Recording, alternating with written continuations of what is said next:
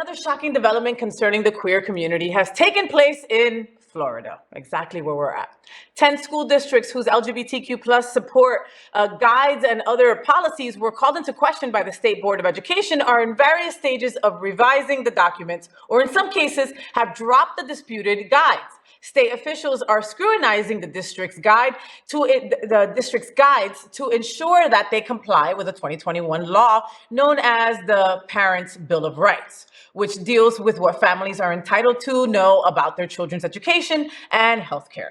It seems while the rest of the world aspires to go forward, the Florida administration believes in going backwards. What are we all talking about? We're talking about the state we live in. The state we live in. Just the ass backwardness. And the ass backwardness and that awful, awful, awful person in our capital. Oh, is he still there? I forgot. Oh, God. Yeah, all that wishing that we did for the new year, nah, he's still there. You know, I wonder if he ever stops and thinks about that. Like, wow. No.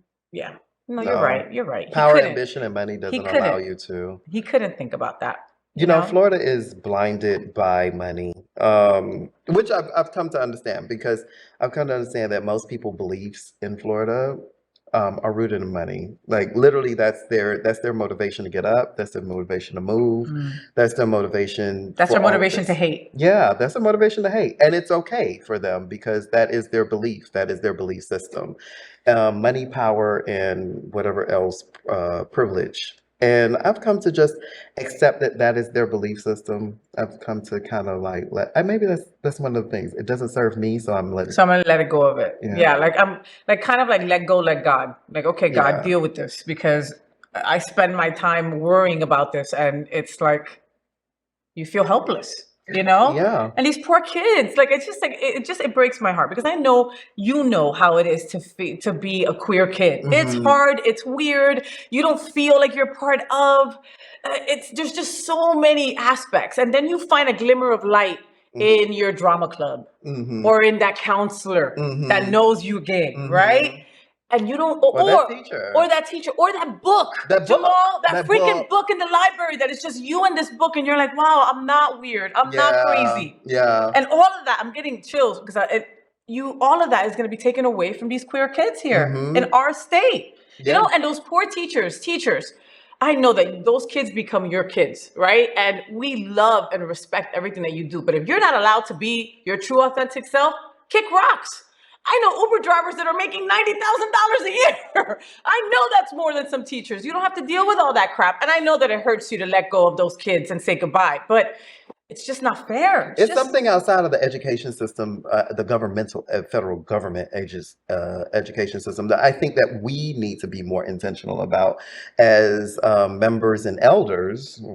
In the LGBTQ plus community. Like, I think there is something that we need to be, like, places like Pride Lines are so important. So important, so valuable. Pride Lines is the youth community center here in South Florida. And those places now are they're needed so much more because we're not going to be able to really infiltrate into the school system. So right now we just need to make noise on the outside. Yeah, we don't have that kind of money. You know, we just to fight all of that. I think so. I think we do. I think it exists. I think it exists. The right people need to be put together, right? The right people need to be in the right rooms. That's what it is. The right people need to be in the right rooms. I mean, like I don't know, in my crazy dream world, we would just start having LGBTQ plus high schools, and if you want us all together, then we just all make it like fame. You know what? But then that's dividing us. My pastor preaches this all the time. Dream the most audacious dream and let it come true. Just believe in it that it will come true, because it will. The most audacious dreams for people will always come true. I love your pastor. And they do have LGBTQ plus schools in New York. So and in San Francisco. And in San Francisco. And so that's not as far-fetched as, we could create, if what Kanye West can create Donda. That bull. Oh, yay. Then we can do what we need to do. And we just need the right people in the right rooms having the right conversations. Oh my God. Truer words have not been spoken. All right. We'll know more about this in the future. So, did you enjoy the show? I know you did, so make sure to click subscribe so you won't miss any of the events, news, or interviews right here on the Faye What Show. Ring the bell at the bottom of the screen, right there, so you'll be alerted every time we're live. You can also click on the Happening Out Television Network logo, so you can see all of the shows on the most diverse LGBTQ plus media network. Find out just what we're doing to bring the L and the G together right here on the Faye What Show. Get the week started with me.